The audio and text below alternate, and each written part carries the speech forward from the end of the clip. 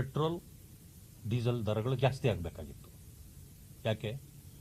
International ಮಾರ್ಕೆಟಲ್ಲಿ ಬೆಲೆ ಹೆಚ್ಚಿಬಿಟ್ಟಿದೆ. ಆ ಕಾರಣದಿಂದ ಮಾಡಬೇಕಾಗಿತ್ತು. ಎಲ್ಲ ರಾಷ್ಟ್ರಗಳು ಕೂಡ ಹೆಚ್ಚು ಮಾಡಿವೆ. ಇಂಡಿಯಾ ಒಂದೇ ಬಾಕಿ ಇದ್ದಿದ್ದು. ಇಂಡಿಯಾ ಈಗ ಮಾಡಬೇಕಾಗಿತ್ತು. ಯಾರು ಮಾಡೋದು? ಸರ್ಕಾರ ಅಲ್ಲ, ಆಯಿಲ್ ಕಂಪನಿಗಳು ಮಾಡ್ತವೆ. ಅವರು ಮಾಡಿಬಿಟ್ರೆ ಜನರಿಗೆ ಹೊರೆ ಆಗುತ್ತೆ.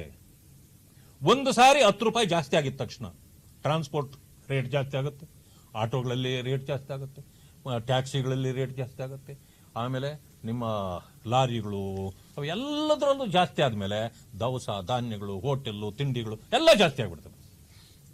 ಇದು ಚೈನ್ ರಿಯಾಕ್ಷನ್ ಡಿಸ್ಟರ್ಬ್ ಆಗುತ್ತೆ.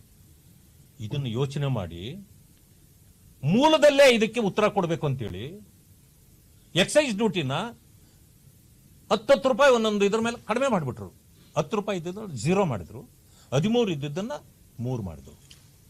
ಈಗೇನಾಗೋಯ್ತು? ಅವ್ರು ಹೆಚ್ಚಿಸಲಿಲ್ಲ, ಕಂಪನಿಗಳು ಹೆಚ್ಚಿಸಲಿಲ್ಲ. ಈಗ ಅದರಿಂದಾಗಿ ಗೊಂದಲವೂ ಇಲ್ಲ, ಎಲ್ಲ ಸಮಸ್ಯೆ ಪ್ರಥಮದಲ್ಲೇ ಮುಗಿದೋಗ್ಬಿಡ್ತು. ಇದನ್ನು ಕ್ರಿಟಿಸೈಸ್ ಮಾಡ್ತಾರೆ ಕಾಂಗ್ರೆಸ್ನವರು.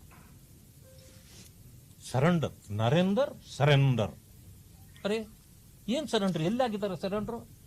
ನೋಡಿ, ಅದಕ್ಕೆ ನಾನು ಹೇಳಿದೆ ಮುಖ್ಯಮಂತ್ರಿಗಳೇ, Narender is not surrender. Narender is a ದುರಿಂದರ್. ಯಾಕೆ ದುರಂದರ್ ಗೊತ್ತಾ? ಜವಾಬ್ದಾರಿಯುತ ಹೊರೆ ಹೊರುವವನು ದುರಂದರ್. ಪಂಡಿತ ಅಥವಾ ನಿಪುಣ ಅಂದ್ರೆ ಯಾವ ವಿಚಾರದಲ್ಲಿ ಆಗಿರ್ತಾನೋ ಅವನು ದುರಂದರ್. ಆದ್ರಿಂದಲೇ ಇವತ್ತು ತೈಲ ಕಂಪನಿಗಳು ಯಾವುದು ಬೋಟ್ ಬರಕ್ಕೆ ಸಾಧ್ಯನೇ ಇಲ್ಲ. ಆದ್ರೆ ನಮ್ಮದು ಹೆಂಗೆ ಬಂದು ನಮ್ಮ ದಡ ತಲುಪ್ತಾ ಇವೆ?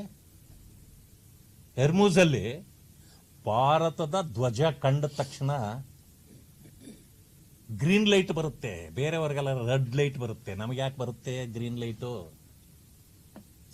ನಮ್ಮ ಒಡಂಬಡಿಕೆ ಹೊರ ದೇಶಗಳ ಜೊತೆಯಲ್ಲೂ ಅಷ್ಟು ಚೆನ್ನಾಗಿ ಇಟ್ಕೊಂಡವ್ರೆ. ಅವ್ರನ್ನ ನೀವು ಸರೆಂಡರ್ ಅಂತೀರಿ? ನಾಚಿಕೆ ಆಗಲ್ವಾ ನಿಮಗೆಲ್ಲ ಕಾಂಗ್ರೆಸ್ನವ್ರಿಗೆ?